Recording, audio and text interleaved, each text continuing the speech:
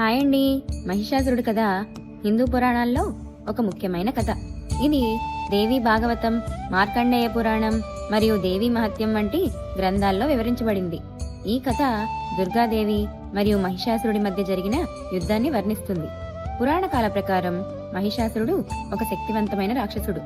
అతను రంభాసురుడు అనే రాక్షసుడి కుమారుడు. రంభాసురుడు ఒక గొర్రెతో సంయోగం చేయడం వల్ల మహిషాసురుడు జన్మించాడు. అందుకే అతనికి మహిషం రూపం ఉండేది. మహిషాసురుడు తన తండ్రి నుండి రాక్షస గుణాలను, తల్లి నుండి గేదె రూపాన్ని పొందాడు. అతను మానవ రూపంలోనూ గేదె రూపంలోనూ మారగల సామర్థ్యం కలిగినవాడు. మహిషాసురుడు చాలా శక్తివంతుడైనప్పటికీ తన శక్తిని మరింత పెంచుకోవాలని కోరుకున్నాడు. అందుకోసం అతను బ్రహ్మదేవునికి తీవ్రమైన తపస్సు చేశాడు. బ్రహ్మదేవుడు అతని తపస్సుకు మెచ్చి ప్రత్యక్షమై వరం కోరుకోమని అడిగాడు. మహిషాసురుడు, నేను ఎవరి చేతా చనిపోకూడదు, దేవతలు, రాక్షసులు, మానవులు ఎవరూ నన్ను చంపలేకపోవాలి అని వరం కోరాడు. బ్రహ్మదేవుడు అతని కోరికను పరిశీలించి స్త్రీ శక్తి మాత్రమే నిన్ను చంపగలదు అని వరమిచ్చాడు.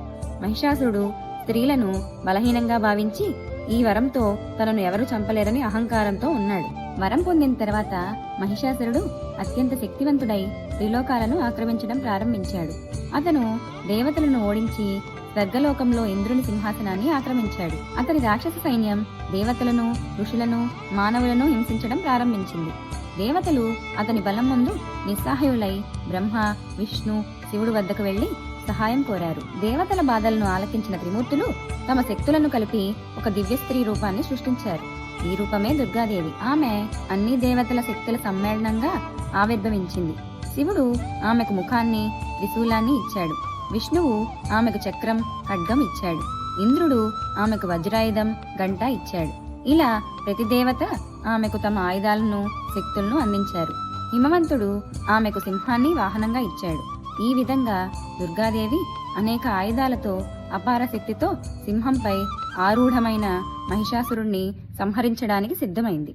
దుర్గాదేవి మరియు మహిషాసురుడి మధ్య 9 రోజుల పాటు భీకరమైన యుద్ధం జరిగింది. ఈ యుద్ధం నవరాత్రి పండుగకు ఆధారం. మహిషాసురుడు తన రూపాన్ని మారుస్తూ గేదె రూపంలో, మానవ రూపంలో, ఇతర జంతువుల రూపంలో దుర్గాదేవితో పోరాడాడు. అతను ఎన్ని రూపాలు మారినా దుర్గాదేవి తన ఆయుధాలతో అతని శక్తిని తగ్గించింది. 9వ రోజున మహిషాసురుడు మళ్లీ గేదె రూపంలోకి మారాడు. దుర్గాదేవి తన త్రిశూలంతో అతని గుండెల్లో గుచ్చి అతన్ని సంహరించింది.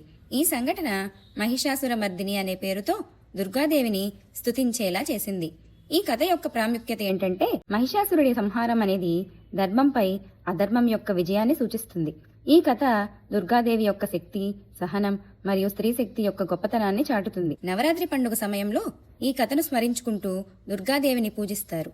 అలాగే 9 రోజుల పాటు ఆమె యొక్క వివిధ రూపాలను ఆరాధిస్తారు మరియు దశమి రోజుని విజయదశమిగా జరుపుకుంటారు.